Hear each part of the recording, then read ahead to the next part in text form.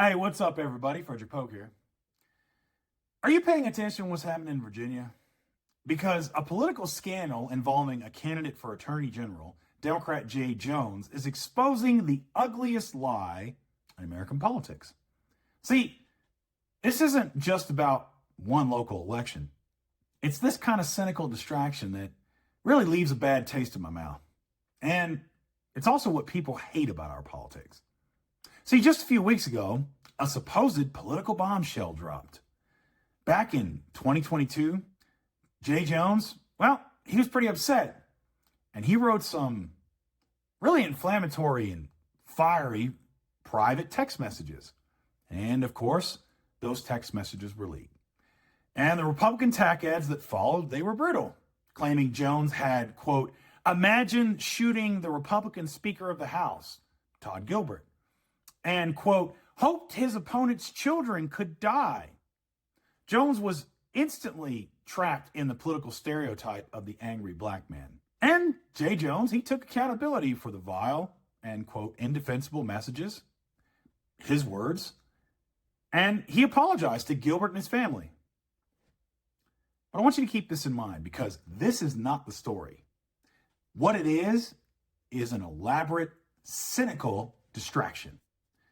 See, the meat of this is that Republicans, they don't really care about violence that's happening in politics unless it's potentially going to happen to them. And Jay Jones was sick and tired of seeing absolutely no action when it comes to protecting kids from gun violence. That's the important and missing piece of context that's missing from these text messages. And you know what? Just like Jay Jones was in 2022, and right now, and years before that, I'm pissed off for exactly the same reasons. Jay Jones is a father, he's a husband, and he's a leader. Yeah, Jay Jones, he didn't choose the best words, but he's human like you and me.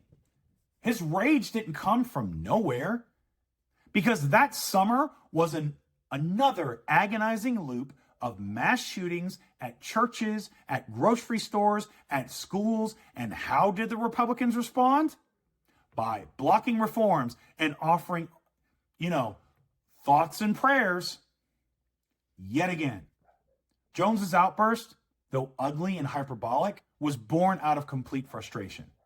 He was sick of a tomorrow that is bringing more dead children, more violence, and no solutions. And he vented his fury that political leaders only seem to register violence when it threatens them.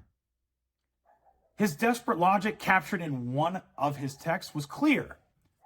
In Jay Jones' words, quote, only when people feel pain personally do they move on policy, unquote. Sounds reasonable enough to me.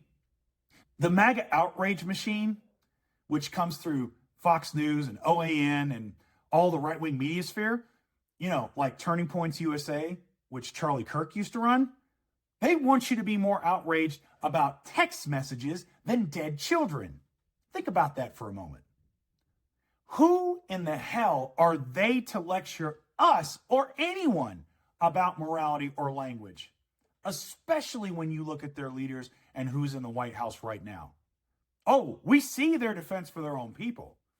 When their political operatives, the young Republicans, very recently were caught in private texts cheering for genocide and racism and sexual assault, the GOP's defense was, and I quote, kids do stupid things, even though these were not kids in that text thread.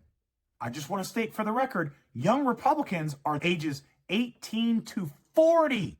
That's a young Republican. J.D. Vance literally aged out of the young Republicans 1 year ago. So we're supposed to give a pass for their hate speech, but Jay Jones has anger and rage from the despair of nothing happening. It's disqualifying. I think it's more they want to label a black man's fury about dead kids as a threat, even though it's not. But they let their own adults off the hook with a playground excuse. Their outrage is a lie designed only to distract us. I want you to ask yourself, Aren't you pissed off about dead children in our schools while Republicans actively block solutions? Or do you really care if someone had a human moment and didn't choose the best words? I think if I lived in Virginia, I would want my attorney general to be pissed off instead of offering thoughts and prayers to parents with an empty child's bedroom. I think I'd want an attorney general that is going to fight to get common sense gun reform and violence out of our school. That's the attorney general I want. That's the attorney general, as in his own words, he is moved by pain of others to policy. That's what I want. Anyway, that's all I got for you. Keep the faith, defend democracy, and I'll see you later.